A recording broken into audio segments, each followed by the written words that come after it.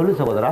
அவன் AK-47 வாங்கினா உனக்கு T-56 வாங்க கற்றுக் கொடுக்குறவன் தானே தலைவன். பிள்ளைக்கு போர்க்கல்வியும் மகளுக்கு மார்க்க கல்வியும் சொல்லிக் கொடுக்காத தகப்பன் நரகவாதி என்பதை முஸ்லிம்களை மறந்து விடாதீர்கள். மகனுக்கு போர்க்கல்வியும் பிள்ளைக்கு மார்க்க கல்வியும் கற்றுக் கொடுக்க வேண்டும். தெரிஞ்சுக்கோ.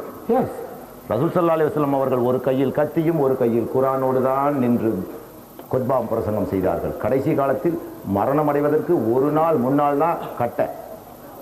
இன்னைக்கு வரைக்கும் நோ ஹதீஸ் யூ கேன் ஷோ. என்ன ஹஜ்ரத், ரசூல்லா கையில் என்ன இருந்துச்சு? இந்த கையில் குர்ஆன் மிம்பர் மேடையில் கட்டையா பிடிச்சிருந்தாங்க. கத்தி தான். நீ கீழே வச்ச நாசமாக போயிட்டு. மறக்காத. எது காப்பாற்றலைனாலும் இது ஒன்றை காப்பாற்று. மார்க்கம். நீ உன்னை தற்காத்துக்கோ, எந்த வகையிலையா தற்காத்துக்கோ. அடி தின்னுட்டு மாத்திரம் இனிமேல் ஃபோன் பண்ணாத. அடிச்சு போட்டாலும் ஃபோன் பண்ணு. எப்போ பார்த்தாலும் முஸ்லீம்கள் அடி தின்னா சொல்லு. ஒரு திடீர்னு இப்போ வன்னியர்கள் உங்கள் ஊரில் பூந்து தாக்குறாங்க, நீ எந்த தலைவனுக்கு ஃபோன் பண்ணல? சொல்லு. கமான், டெலிஃபோன் நம்பர் சொல்லு.